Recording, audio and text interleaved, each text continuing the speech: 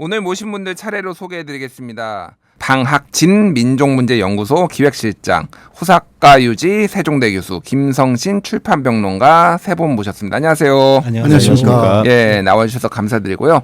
어제는 제79주년 광복절이었습니다. 독립기념관 노조는 김영석 관장 사퇴를 촉구를 했습니다. 역사학회를 비롯한 48개 역사 관련 학회도 학회와 단체도 임명 철회를 요구하고 나섰는데요. 이 초유의 사태를 불러온 원인, 김영석 독립기념관장 임명 논란부터 짚어보도록 하겠습니다. 일단 김영석 독립기념관장 같은 경우는 굉장히 억울하다. 자기가 마녀 사냥당하고 있다 이런 주장을 하고 있는데 나는 뉴라이트가 아니다. 그리고 마녀 사냥하듯이 인민재판을 벌이고 있다. 이 기자회견을 좀 어떻게 보셨는지 먼저 방학진 기획실장부터 좀 말씀해 주시겠습니까? 네. 그 8월 6일 밤에 대통령이 휴가 중인데 전격적으로 밤에 휴가지에 가서 전자결제로 김영석 씨를 임명했을 때 김영석이라는 분이 독립운동 학계에서는 정말 처음 듣는 이름이거든요. 예. 김영석이라는 분이 임명됐다 해가지고 그 100세 넘으신 철학자 있지 않습니까? 그 김영석 선생이 되신 줄 알았어요. 그래서 이렇게 나이 드신 분이 왜 관장을 하시나 했는데 정말 우리 학계에서는 정말 듣도 보도 못한 분이고 그또 학위 논문이 보니까는 중국 송나라 때가 전공이시더라고요. 예. 그래서 이 역대 정권이 이렇게 왜 전문성도 없고 학계에 전혀 알려지지 않은 분을 맡게 했나라는 의아함이 들었습니다. 그러니까 이분이 그러면 한국 근현대사 전공이 아니신가요? 아니십니다. 박사 논문이 그 중국 명나라 때더라고요. 네. 그러면 네. 중국 현대사는 아니고 네, 근세사인 거죠. 근세사. 예. 근세사 정도 되겠네요. 예. 근데 어떻게 이분이 갑자기 우리나라 역사 전문가가 되셔서 독립기념관장까지 됐는지 모르겠는데 호사카 유지 교수님께서는 좀 어떻게 보셨습니까? 예, 역시 독립기념관의 관장으로 지금까지 계속 임명되어 온 분들을 제가 아는 분들도 좀 계시고요. 예. 그런데 전혀 어떤 면에서는 관련이 없다고 할까? 독립운동하고는 좀 거리가 먼 분이, 그리고 또 그 이후에 여러 가지 나온 보도에 의하면 뉴라이트계 아닌가. 예. 그러니까 독립운동을 부정하는 그러한 계열이 라고 좀 알게 돼가지고 이게 또 무슨 수작인지 임명되었다라는 것 자체가 어떤 생각으로 또 임명하신 분을 임명하셨는지 예. 여러 가지 의문이 들었거든요. 예. 그리고 또 잘못하면 본인은 자신은 뉴라이트가 아니다 그런 식으로 하지만 이게 나라 전체가 뉴라이트의 사상에 물어들이고 있는 것이 아닌가. 그러한 위도를 많이 느꼈습니다. 그렇군요. 일단 네. 교수님이 모시기에는 본인은 김영석 관장은 뉴라이트가 아니라고 얘기를 하고 있지만은 네네. 그 주장이나 내용을 봤을 때는 뉴라이트에 가깝다라고 볼 수밖에 없다고 저는 생각하거든요. 왜냐하면 예. 일제강점기 나라는 없었다라는 발언도 하셨다고 하고 또 그때는 우리는 일본인이었다. 라는 발언도 했고, 이거는 사실 뉴라이트라고 하지 않아도 한국의 포스나 진보가 갖고 있었던 그러한 가치관에서 완전히 벗어나거든요. 예. 예. 그렇기 때문에 독립기념관의 관장으로 보이지 않는다. 예. 그렇군요. 알겠습니다. 김성신 평론가님한테는 이게 같은 맥락인데 이걸 좀 여쭤볼게요. 도대체 뉴라이트가 지금 굉장히 논란이 되고 있어요. 이게 뉴라이트가 뭔지 이게 너무 방대하면 안 되니까 도대체 이분들이 주장하는 게 핵심이 뭔지 그리고 김영석 관장이 어떤 부분에서 좀 닮아 있는지 이런 걸 좀 요청해 드릴게요.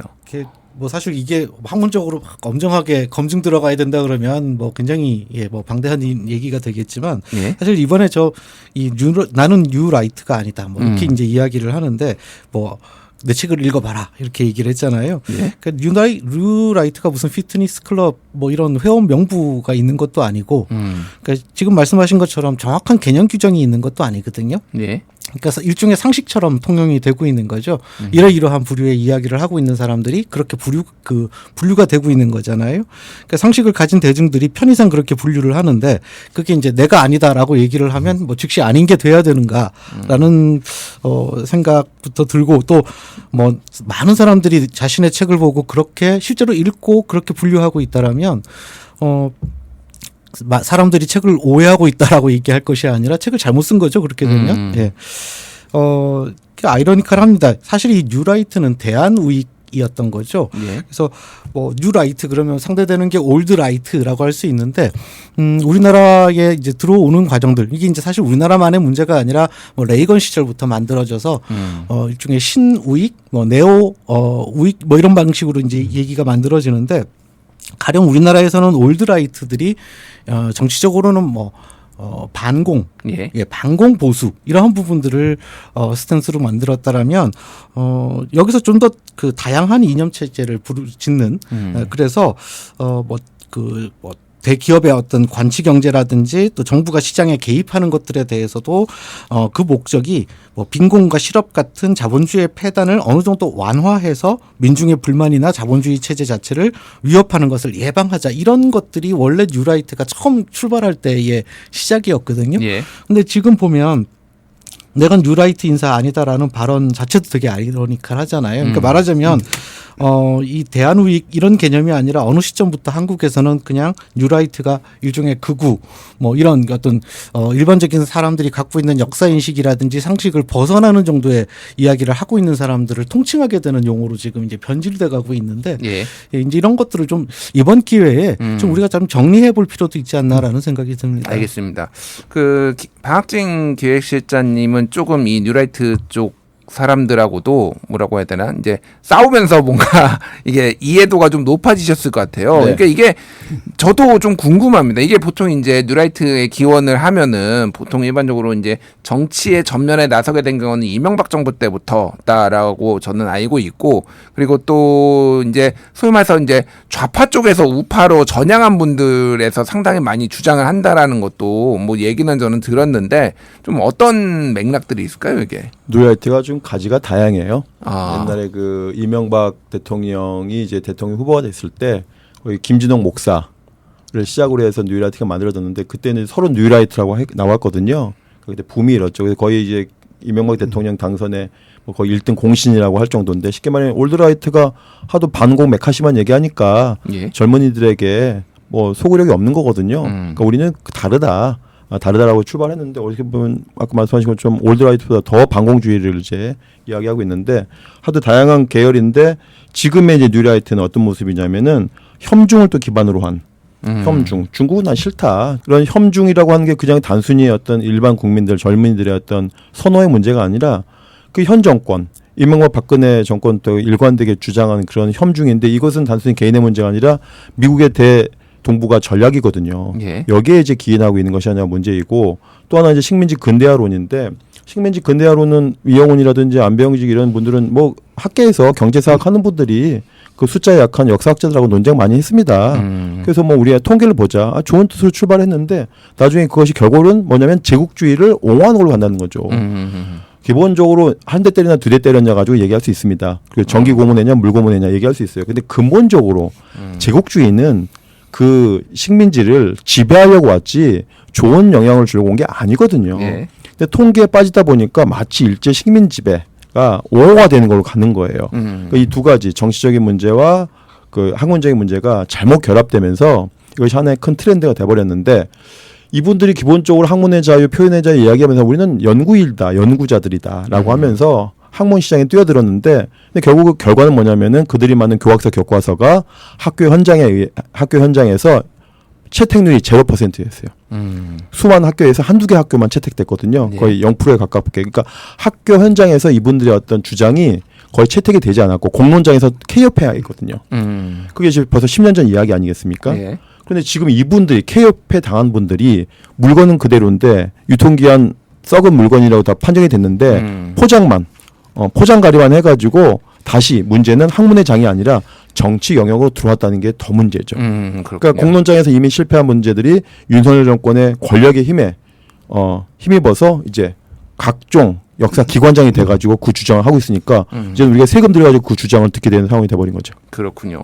그래서 이제 방금 이제 실장님이 말씀해주신 문제를 좀 얘기를 해야 될 것 같은데 최근에 이제 경향신문 보도를 보면은 주요 역사 연구 단체의 대표 수장이나 이사들이 최소 25명이 이 뉴라이트 출신이다라는 보도가 있더라고요. 거기에는 이제 독립기념관장도 있지만은 한국학중앙연구원 그리고 뭐 동북아 역사재단 뭐 이런 식으로 해가지고 과거 화해를 위한 진실 화해를 위한 과거사 위원회라든지 뭐 이제 모든 거의 상당수의 단체들이 이렇게 되고 있는 것 같은데 이게 의미하는 바가 좀 어떤 건지 호사카 교수님께서 좀 설명해 주시겠어요? 예. 사실 그 일본에서는 뉴라이트라고 하지는 않았지만 1993년에 코노 담화가 나왔지 않습니까? 예. 그때 그 코노 담화에 반대하는 의미에서 그 역사 교과서를 만드는 모임이라는 것이 만들어집니다. 그 중심에 있었던 사람이 후지오카 사다카츠라는 사람이었는데 그 사람 원래 일본 콘산당원이었습니다. 예, 일본 콘산당이었는데 그 소련이 붕괴돼 가지고 전향하는 거죠. 예. 그 사람도요. 그렇게 해서 자유주의 사관라는 것을 그 주장하기 시작합니다. 이제 그 콘산주의나 그런 데서 자유롭게 된 우리가 새로운 그 좌파들의 이길 수가 있는 그러한 논리적인 사관을 만들어야 되겠다. 그 사람을 중심으로 하여서 일본에서 일어난 그러한 그 역사 교과서를 새롭게 만드는 운동, 이게 역사 수존주의로 갔습니다. 예. 네, 그 흐름이 한국 쪽에서는 그 비슷한 흐름으로 역시 그 소련의 붕괴로 인해서 사회주의의 해위를 느낀 그러한 사람들이 그 뉴라이트라는 그 운동을 시작하는데 그분들이 하는 여러 가지 만든 그 여러 가지 단체를 보면요, 자유라는 그 타이틀에 단체 타이틀에 자유라는 내용이 굉장히 많이 들어가 있어요. 자유.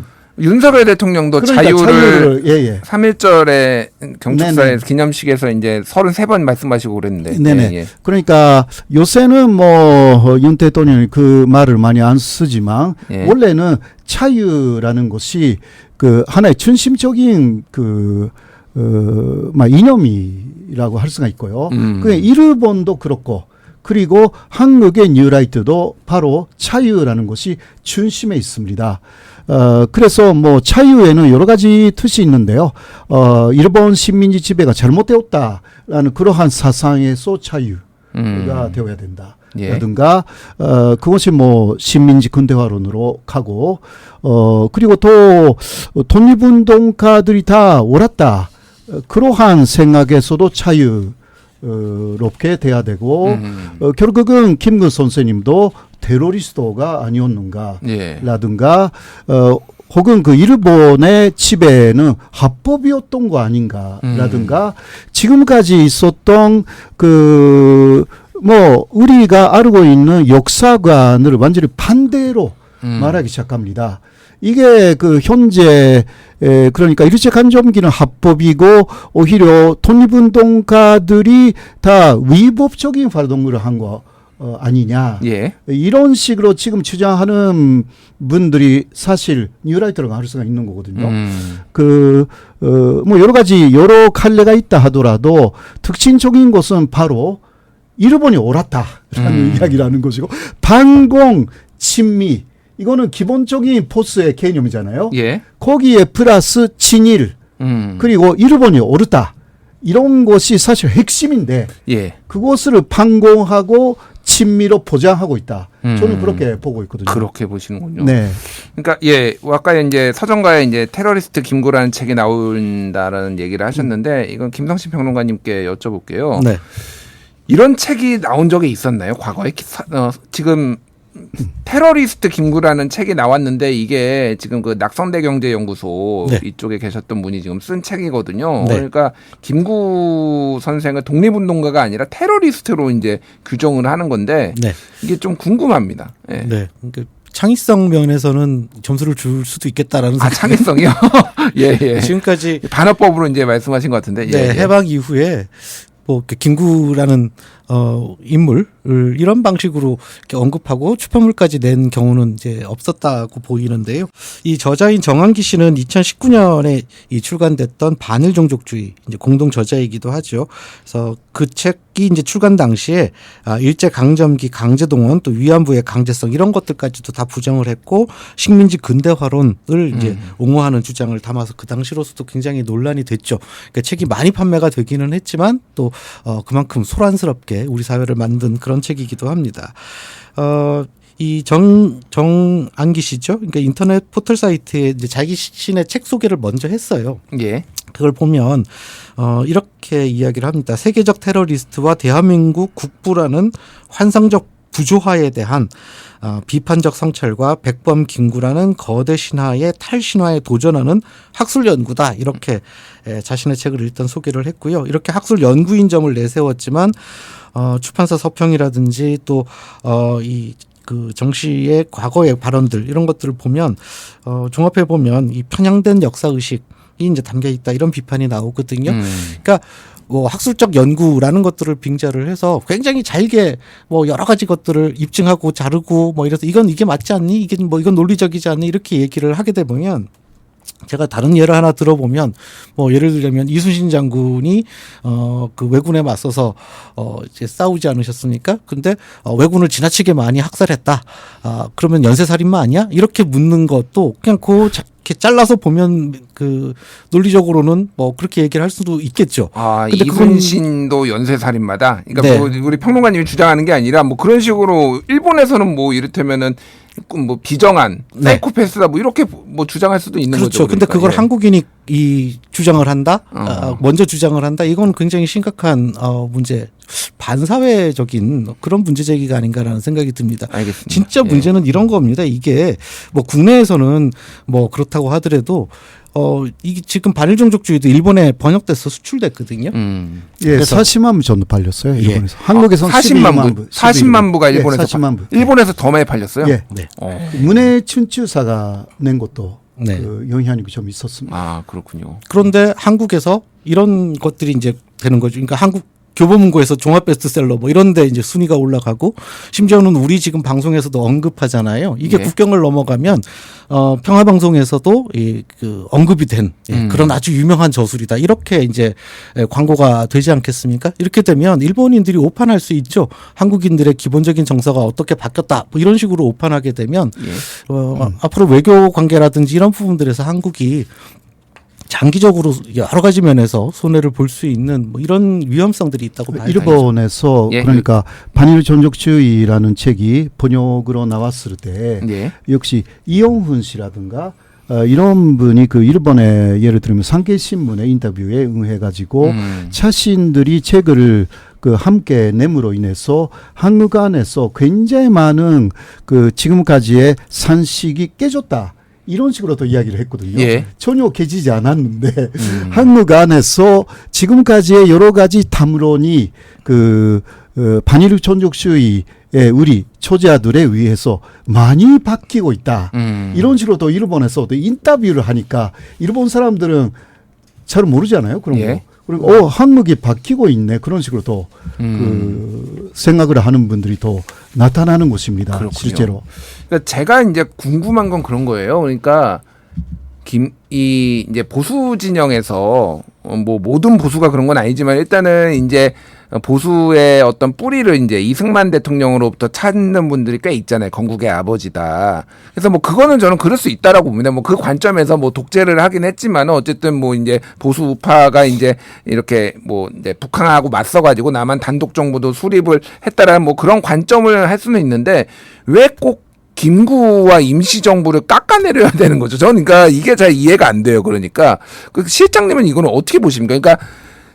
그러니까 임시정부를 부정을 하고 김구 선생을 부정을 해야지만은 이승만의 존재가 더 빛나서 그런 건가요? 그럼 어떻게 봐야 되나요, 이거를? 한국 사회에서 그 이승만이 호명된 시기가 1993년 말 94년 초예요. 예. 그 절묘한 건데 그 이승만은 1875년생이고 딱 90살 살다 죽었거든요. 1965년에 죽었습니다. 예. 죽기 전에 하와이에서 죽었는데 고국에 가고 싶다 했는데 고국에 오지 못하도록 막은 사람이 박정희입니다. 예. 근데 박정희가 62년도에 5.16 쿠데타 2년 이후에 이승만에 대해 평가한 게 있어요. 이승만 때문에 나라가 망했다. 이승만 때문에 젊은이들이 죽었다. 노인네 때문에 나라가 흔들흔들했다. 이렇게 아주 극악한 평가를 합니다. 그래서 박정희조차도 이승만과 거리를 뒀습니다. 그러니까 뭐 그거는 이제 뭐 3.15 부정선거라든지 뭐 그 5.16 쿠데타에 대한 어떤 정당성을 위해서 그렇겠죠. 그다음에 전두환 노태우 때도 한 번도 이승만 기념사업이 이루어진 적이 없어요. 근데 이승만이 호명된 것이 94년도인데 언제냐면은 YS와 김일성이 남북회담을 하겠다고 알려지고 난 다음에 이철승을 중심으로 한 반공주의자들이 결집을 시도합니다. 그래서 이분들이 이철승 스스로 그렇게 얘기해요. 이제 나는 아스팔트 나가겠다. 자칭 제야 아스팔트 반공 우익이 되겠다. 이렇게 얘기하거든요. 우리가 그동안에 너무 쉽게 말하면 쉽게 좀 있었다. 너무 이제 이 미래를 낙관했다. 이제 김일성과 YS가 만나는 순간 우리는 설 자리가 없어진다. 라고 하면서 그때 호명해 내기 시작하고 그때 기념사업이 시작이 되거든요. 그러니까 이승만이 한국 사회에서 기념되게 된 게 이제 딱 30년이 되는 거거든요. 그러니까 그게 저는 뉴라이트의 시작이라고 봐요. 그러면 이제 근데 왜 그러면 하필 그러면은 이승만이냐 여러 사람 중에 이승만이 딱 한마디 떠오르는 게 북진통일이거든요. 절대 북한과는 겸상 못하겠다는 거죠. 그렇기 때문에 이승만이 가장 중요한 이 뉴라이트들의 아이콘이 되는 겁니다. 그게 지금까지 이어져 오는 거거든요. 그리고 1년 후에 근데 불행히도 이제 YS와 김일성의 대화는 김일성의 급서에 의해서 안 됐지 않습니까? 만세를 불렀죠. 그 과정에서 어떤 일이 벌어지냐면 그 당시에 남북회담을 추진했던 한완상 부총리 경질시키고 그다음에 김정남 사회수석 경질시키고 그다음에 통일 1세대라는 책을 냈던 이장희 교수 국가보안법을 얽어매고 이런 과정이 있었습니다. 그러면서 이제 반격을 시작한 거예요. 아, 더 이상 놔두면 우리가 졸비 근거 없어진다. 그게 지금 저희 뉴라이트의 시작이라 보기 때문에 그러면 왜 그럼 하필 깎아내려야 되는가 김구에 대해서. 김구의 마지막 죽음은 남북 협상하며 죽은 거거든요. 쉽게 말하면은 그 1948년 8월 15일 분단된 정권을 나는 38선에 누워서 죽더라도 나는 인정할 수 없다라고 했지 않습니까? 그런데 그 암살한 자가 안두희거든요. 안두희 이렇게 얘기합니다. 나도 한독당 비밀 당원으로서 안두희 스스로 한 얘기예요. 난 김구 지지한다. 그런데 김구가 38선 넘어서 김일성을 악수하는 순간 이것은 안 되겠다 싶어서 나는 과감하게 그 시역의 고민이라는 책에 나옵니다. 김구에게 총을 쐈다는 거거든요. 그 논리가 김영석도 그 밝히고 있어요. 김영석과 이영일이라고 그 같은 그 미래재단, 대한민국 역사미래재단에 책에 나와 있어요. 그러면서 그 안두희의 결단을 되게 위대한 결단인 것처럼 표현하고 있거든요. 그러니까 김구와 이승만은 공존할 수가 없는 사람이거든요. 그러니까 이승만을 띄우는 순간 동시 양국부는 존재하지 않습니다. 누군가는 죽어줘야 됩니다. 그러니까 바로 계속 깎아내리려고 하는 것이고 정한기의 책에도 이렇게 나옵니다. 정한기 씨가 테러리스트 김구라는 한 책에 간단합니다. 이 김구가 이렇게 과대평가된 것은 종북주사파의 작품이고 이승만이 과소평가된 것도 종북주사파의 작품이다라고 하는 거예요. 이 모든 것이 그런 맥락에서 이루어지는 거죠. 그렇군요. 어쨌든 이승만을 띄우기 위해 김구를 폄하하고 또 이제 임시정부, 단독정부 수립을 좀 강조하기 위해서 임시정부를 좀 존재를 부정하거나 뭐 이런 일들이 있는 건데 아이러니한 거는 어쨌든 이승만 대통령은 반일주의자였잖아요. 근데 되게 굉장히 철저한 또 반일주의자였어요. 본인은 일본하고 협상할 수 없다라는 뭐 이런 또 태도를 가졌는데 또 식민지 근대화론자는 이승만을 찬양하면서 또 친일 행태를 벌이고 있고 이게 좀 역사가 저는 좀 이게 직관적으로 다 이해가 안 돼서 뒤죽박죽인 것 같은 느낌이 좀 들어요. 그러니까 그러니까 예를 들면 그 뉴라이트의 주장 중에는 그 사람들이 그 반일국 촌족주의라는 책을 냈잖아요. 그 다음에 반일국 촌족주의와의 투쟁이라는 두 번째 책을 냈어요. 그 안을 보면요, 이승만이 바로 가이로 선언에 있는 한국에 대한 문제 있잖아요.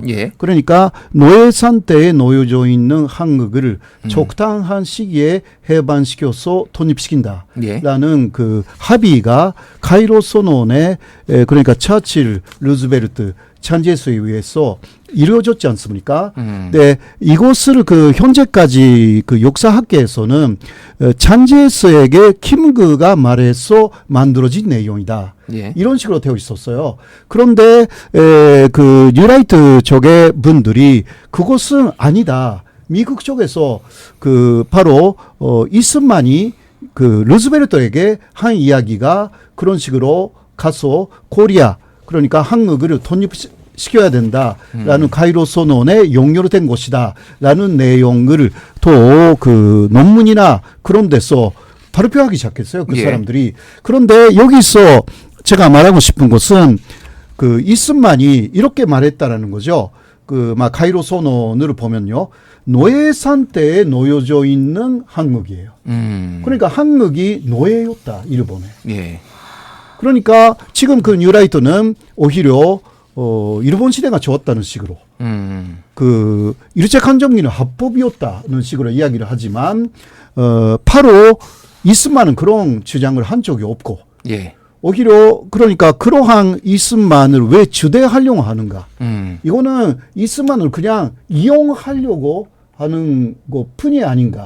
그때 이스만이 사실 그 진일파를 많이 이용했거든요. 예. 일본에 대해서는 아주 엄격했지만 국내 진일파들은 다 활용했지 않습니까? 그렇죠. 그렇게 활용 당한 것이 자신들이기 때문에 그 사람들이 뭐 그 뉴라이트의 중심부에는 진일파가 많다라는 이야기가 많이 나와 있기 때문에 제가 하는 이야기인데 그 사람들이 이제 그때 이스만 대통령이 자신들을 엄청나게 이용했기 때문에 지금 이스만을 그 또 자신들이 이용해가지고 예. 자신들이 살아가는 그러니까 진일파가 살아가는 곳은 일제 강점기는 합법이었다.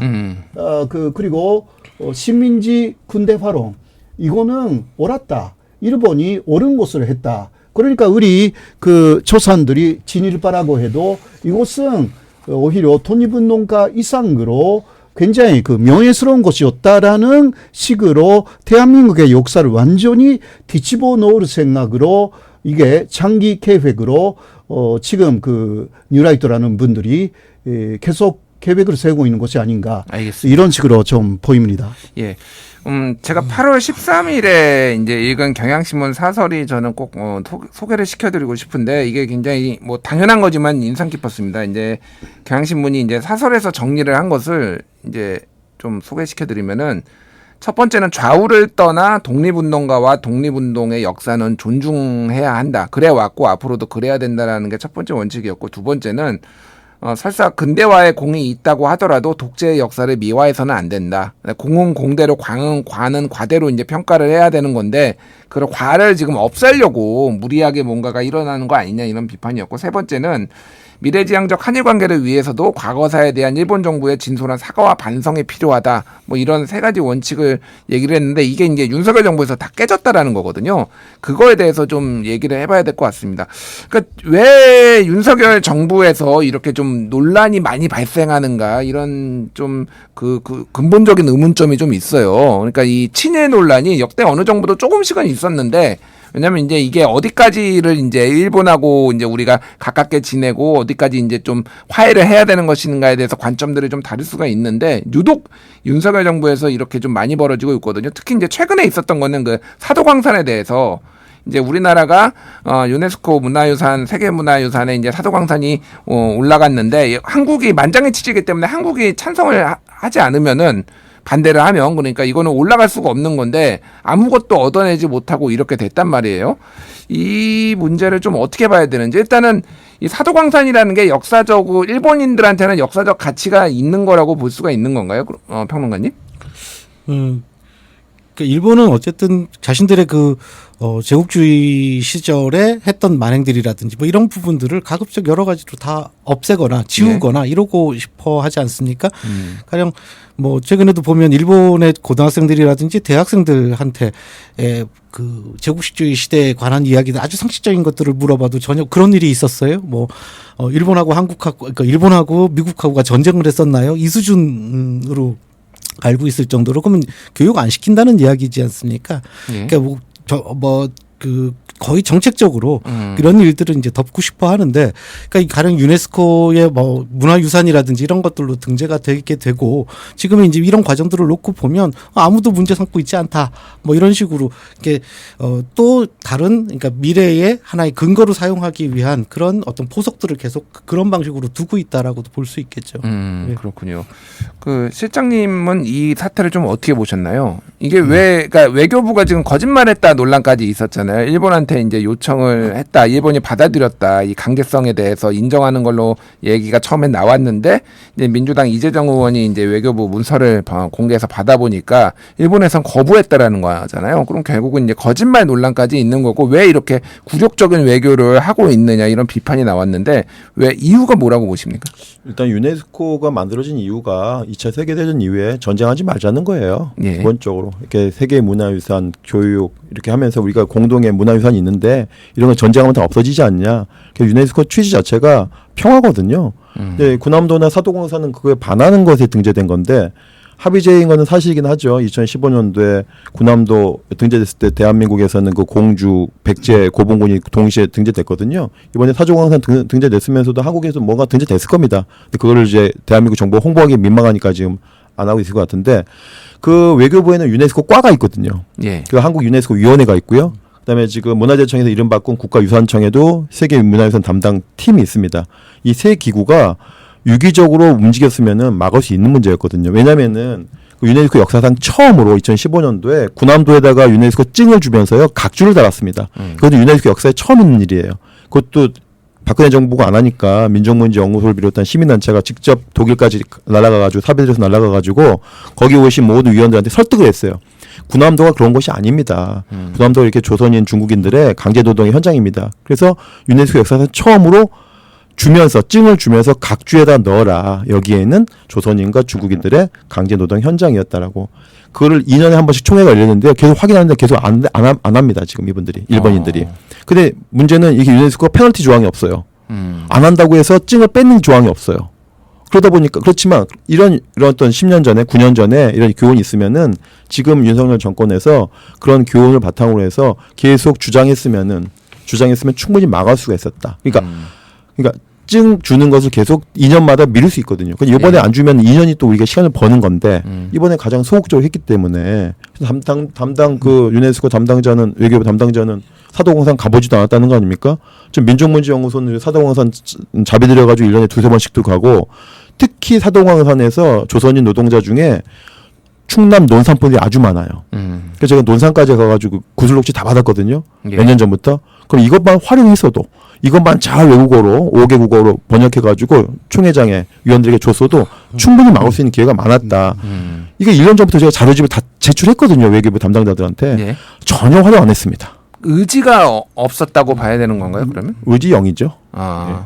그럼 뭐 이제 호사카 유지 교수님한테 여쭤볼게요. 미국의 외교 전문지 디플로매트는 기시다 총리와 윤석열 대통령을 가리켜 역사 세탁 공범이다 이렇게 지적을 했어요.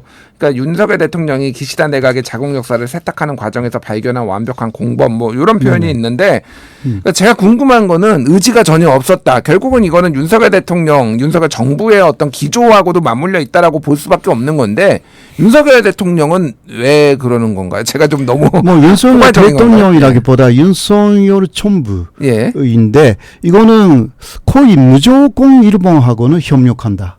그러니까 현재까지 뭐 포스든 진보든 그 말해야 되는 것은 다 말하고 기본적으로 일본이 받아들이지 않으면 이게 거부를 한다라는 의사 전도는 있었습니다. 예. 물론 마지막은 그 합의를 해가지고 협력으로 근함도 같은 것은 바뀌었지만 그러나 그때도 상당히 강하게 여러 가지 요구를 했거든요. 네, 그러한 기조는 무너졌습니다. 일단 그 뭔가 그 일본 쪽에서 그 역사에 반한 이야기를 하며 항의하는 척하지만 실제 항의가 아니다. 그렇게 보고 있습니다. 저는요. 마지막은 어느 정도 항의를 한 척하면서 마지막은 다 일본이 말하는 대로 그냥 해주는 그 기조가 지금 만들어졌기 때문에 지지돈신이라고 있지 않습니까? 예. 그때 지지돈신의 5월 10일에 기사에 재밌는 기사가 나왔는데요. 사도관사는 상당히 지금도 전쟁가 어렵다. 그런 식으로 그 진단을 했어요. 그 지지돈신이. 그런데 윤석열 대통령하고 함께 그 어려움을 극복해 나가자. 이런 식으로까지 일본 고관이 이야기를 했다. 그러니까 윤석열 대통령이 일본이 볼 때 완벽한 협력자 그것을 The Diplomacy, 역사 세탁의 완벽한 공범이라고 표현을 했다. 그런 식으로 저는 보고 있거든요. 그렇군요. 예. 이제 윤석열 정부의 이제 전체적인 역사 인식에 대해서 좀 더 얘기를 해봐야 될 것 같은데, 이제 좀 거슬러 올라가 보면은 윤석열 정부의 뭐라고 해야 될까요? 좀 일본하고 잘 지내야 되겠다. 일본과 한미일 공조를 강화를 해가지고 이제 북중러랑 맞서는 거에서 일본이 핵심적인 역할을 해야 되니 우리가 일본의 요구는 웬만하면 다 들어줘야 되겠다라는 기조는 상당히 조금 정권 초기부터 있었던 것 같습니다. 그러니까 지난해 3월 6일 강제동원 피해자들에 대한 일본의 책임을 면제를 하고 이제 제3자 기관이 이제 이거를 배상해주는 한국 정부 산하재단이 대신 변제해주는 제3자 변제 배상 해법이 이제 발표된 것이 시작이었고, 그 이후에도 이제 이게 약간 일본하고 잘 지내는 것을 좀 넘어서 이를테면은 식민지배를 미화한다든지 아니면 독립운동가를 좀 폄훼한다든지, 예를 들면 홍범도 장군을 이제 육사에 있는 홍범도 장군 흉상을 좀 이전 철거하는 문제도 생기고, 뭐 백선엽 장군에 대해서 뭐 이제 한국 전쟁에서 공이 있었다 할지라도 이를테면 친일을 하고 이제 독립운동가를 토벌한 거는 역사적 사실로 부인할 수 없음에도 불구하고 그거를 이제 좀 미화한다든지 이런 식으로 지금 일관되게 지금 가고 있는 것 같습니다. 평론가님은 조금 이 과정들을 좀 어떻게 좀 평가를 하시는지 궁금하네요. 근데 참, 그 근원을 이해하기가 좀 힘들다라는 생각이 들어요. 그러니까 뭐 어떤 성향들을 보이고 있다, 뭐 어떤 증상들이 나오고 있다, 그것 때문에 이렇게 된다. 근데 이거를 우리가 갖고 있는 상식을 동원해서 유측을 하려면 정말 왜 그러지?라는 생각. 밖에 안 들거든요. 예. 그래서 어떤 면에서는 이게 좀 원인하고 우리가 결과를 좀 뒤바꿔 놓고도 생각을 해봐야 되지 않나. 그러니까 뭐 어떤 뚜렷한 역사 의식을 가지고 뭐 친일을 해야 되겠다. 뭐 이런 그 판단을 가지고 현 정권이 움직이고 거기에 맞춰서 뭐 여러 뭐 상황들이 이제 거기에 맞춰서 시스템을 갖춰가는 것이라기보다는 이용당하고 있다는 생각도 들어요. 그러니까 이용당한다. 예. 그러니까 역사 의식이라든지 이런 것들이 없는 상태. 예. 그래서 그 전 정권이 했던 일들에 대해서는 이제 무조건 반대로 간다. 저쪽이 중국하고 친했으면 이제 중국하고 거리를 두고 일본하고 거리를 뒀으면 일본하고 땡긴다. 뭐 이런 정도의 기조가 만들어져 있고, 그러면 이제 이 기조를 가령 뭐 뉴라이트 세력이라든지 뭐 이런 분들이 이제 뭔가 이제 이 정권에서는 이익을 만들 수도 있겠다. 뭐 이런 판단들을 한 것이 아닌가. 이렇게 좀 뭔가 좀 뒤집어 놓고 누가 주도권을 갖고 있는지를 뒤집어 놓고 생각하는 게 오히려 조금 더 앞뒤가 맞지 않나라는 생각이 자꾸 듭니다. 이용당하고 있다, 일종의 이제 이런 관점도 보셨는데, 일각에서는 이런 분 얘기 이제 해석도 하더라고. 이제 어렸을 때의 경험, 개인적으로 이제 부친인 윤기중 교수 같은 경우는 일본 문부성 최초 장학생으로 같이 이제 어렸을 때 일본에 가서 선진 문물을 경험했던 이런 것에 대한 개인적인 경험과 함께, 원래 이제 보수 진영이 아니었고 사실은 이념적인 색깔이 없었는데 보수 진영으로 들어오면서 본인이 이명박 박근혜 대통령을 구속해서 감옥에 넣은 것에 대한 원죄로 오히려 이념적으로 공백 상태였는데 급격하게 조금 우익 쪽에 이런 사상들을 받아들이면서 약간 이 좀 변종 같은 게 나온 게 아닌가, 뭐 이런 해석을 하시는 분들도 있고 다양한 해석이 있는데, 실장님은 좀 어떻게 보십니까? 왜 윤석열 정부는 이런 식의 지금 스탠스를 가지고 가게 됐고, 대통령은 왜 이런 인식을 가지게 된 건지 좀 궁금하네요. 그 정치인으로서 윤석열을 평가하면 도저히 할 수 없는 일을 하고 있는 겁니다. 표 떨어질만 하고 있는 거거든요, 역사 분야에서. 예. 홍범도 장군 흉상 철거해가지고 10월 달에 있었던 강서구 재봉 군청장 선거 졌잖아요. 예. 그래서 지금 총선까지 영향을 미쳤는데, 지금 마찬가지거든요. 김영석 관장 임명하면 2년 후에 있는 지방자치선거 질 거 뻔해가지고 지금 국민의힘 그 직업 정치인들은 좀 아주 불만이 많습니다. 왜냐면 표가 안 될 일만 하고 있으니까. 근데 이유는 그거죠. 그 요즘 한국 젊은이들 놓고 보면은 일본에 가는 한국 젊은이들은 3, 4, 5 또 10명도 단체로 가죠.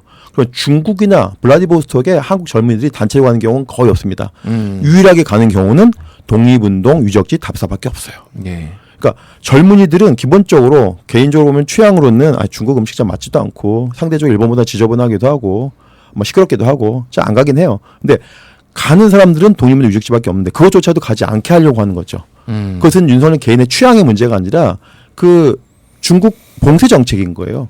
미국과 한국의 네오콘이 갖고 있는 중국 봉쇄 정책은 이것을 막기 위한 거였거든요. 예. 그러면 홍범도 장군의 경우에는 어쨌거나 우리가 돈 들여가지고 카자흐스탄까지 가야 되는데 가는 이유는 딱 하나거든요. 홍범도 장군 흉상과 그 고려인들과 무덤 보러 가는 거거든요. 가지 못하게 하는 거죠. 그러니까 미래의 권력을 지금부터 만들어내려고 하는 한미일 네오콘들의 큰 그림이다. 그래서 홍범도를 빨갱이로 저렇게 낙인 찍어놓은 거죠. 아 그렇군요. 예. 사카 교수님은 어떻게 저도 보시나요? 지금 말씀하신 내용에 동의를 하는데요.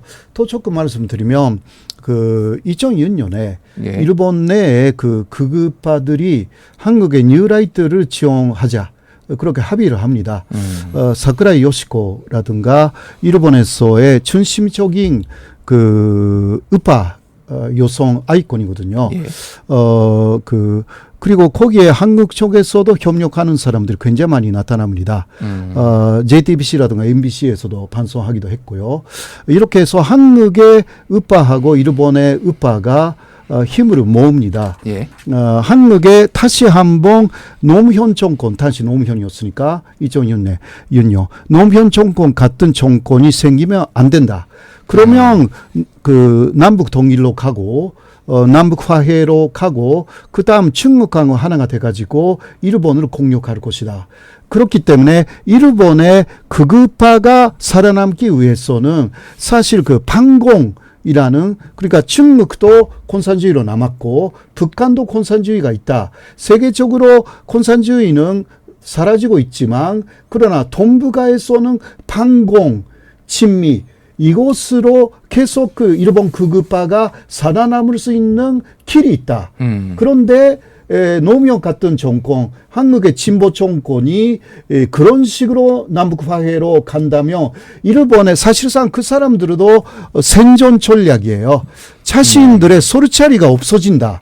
그러니까 이제 그것을 그 강력하게 그 지지하기 위해서는 그 노무현 정권 같은 정권이 들어서지 못하게 한국에 누구를 지원하면 되느냐 그런 이야기를 하면서 그거는 뉴라이트다. 왜냐하면 뉴라이트는 원래 좌파였기 때문에 노무현 같은 사람들의 내부 사정도 다 알고 있는 사람들이다. 예. 그러니까 그 사람들을 지원함으로 인해서 그리고 또 친일파로 만들어 나가서 이제 그 뉴라이트 그리고 일본 쪽의 극우가 하나가 돼가지고 이제 가야 된다. 네, 그게 2006년에 합의였거든요. 예. 그 문서가 있습니다, 사실. 네, 그 다음에 2007년부터 이명박 정권의 뉴라이트라는 사람들이 대거 등장하기 시작하죠. 예. 네, 그러니까 일본은 이명박 때부터 뭔가 하려고 했어요, 사실. 그러나 이명박 대통령이 마지막에 톡톡 가버렸어요. 예, 예. 실패한 거예요. 네, 그 다음에 박근혜 정권이 됐는데 박근혜 때는 극성 교과서라든가 거기에 뉴라이트 사관이 조금씩 들어가기 시작하거든요. 예, 예. 네, 그러나 그것도 박근혜 대통령이 탄핵되어서 이게 좌절이 된 거예요. 그러니까 이제 그 윤석열 정권이 됐는데 일본 쪽에서 보면 이게 또 다음에 또 진보 정권이 들어올 가능성도 있다. 그러니까 이 윤석열 정부 때 할 수 있는 거 모두 하자. 예. 그러니까 이래 태고 나오기 시작하는 거예요. 아, 그 그렇군요. 뉴라이트가 예. 예, 태고 예. 이때 불가역적으로 그 모든 것을 할 수 있는 데까지 만들어 놓자. 이게 한미일 건조든 뭐든 그러니까 뉴라이트가 이제 윤석열 정권의 여러 가지 요직에 등장하기 시작하는 거죠. 그러니까 예. 그 세 분의 말씀을 좀 공통으로 좀 정리를 해보면은 단순히 국내적 요인이나 예를 들면은 보수 진영에서의 어떤 대표로 세울 만한 인물들을 뭐 이렇게 축켜 세우는 문제를 떠나서 전체적으로 이제 국제 정세로 봤을 때 한미일이 공조를 하고 그 와중에서 이제 윤석열 정부가 가장 그 파트너로서 이제 지금 해야 될 역할들을 하면서 이 뉴라이트들이 굉장히 부상하고 있다 이렇게 좀 설명을 해주신 것 같습니다. 이제 시간이 벌써 이제 거의 다 돼가지고.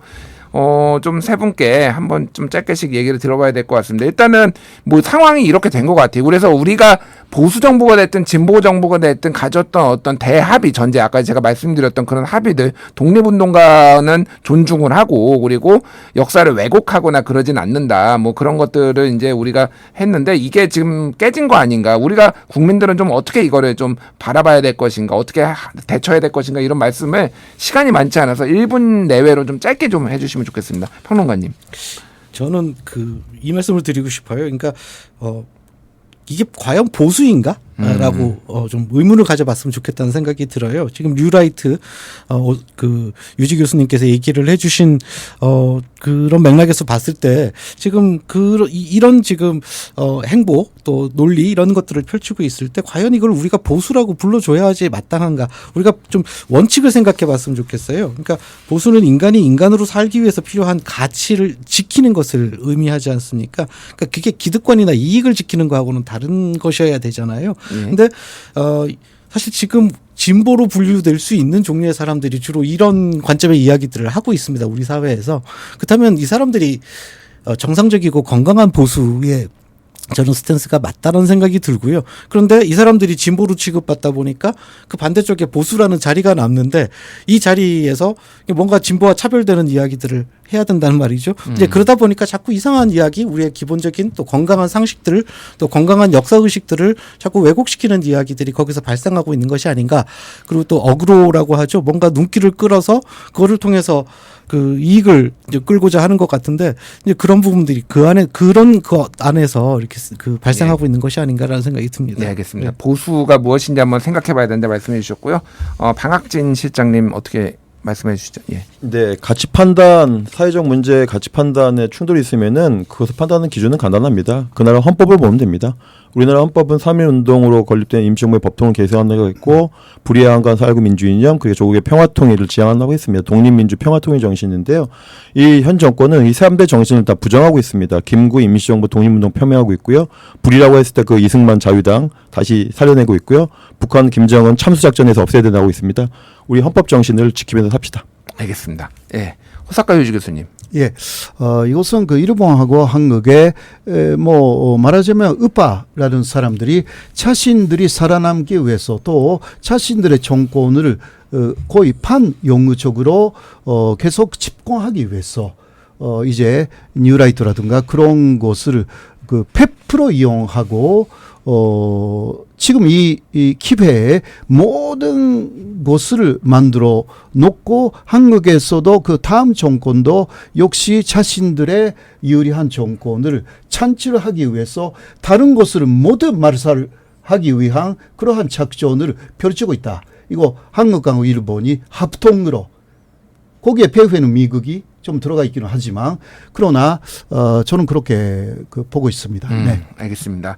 예, 쪼개진 광복절을 보면서 국민들 마음도 많이 착잡했을 거라고 생각을 합니다. 저도 많이 착잡했는데요. 우리가 어떻게 되면 또 하나가 되어서 이 문제를 해결해야 될지 많은 해안을 오늘 얻은 것 같습니다. 지금까지 방학진 민족문제연구소 기획실장, 호사카 유지 세종대 교수, 김성신 출판평론가와 함께했습니다. 세 분 감사합니다. 고맙습니다.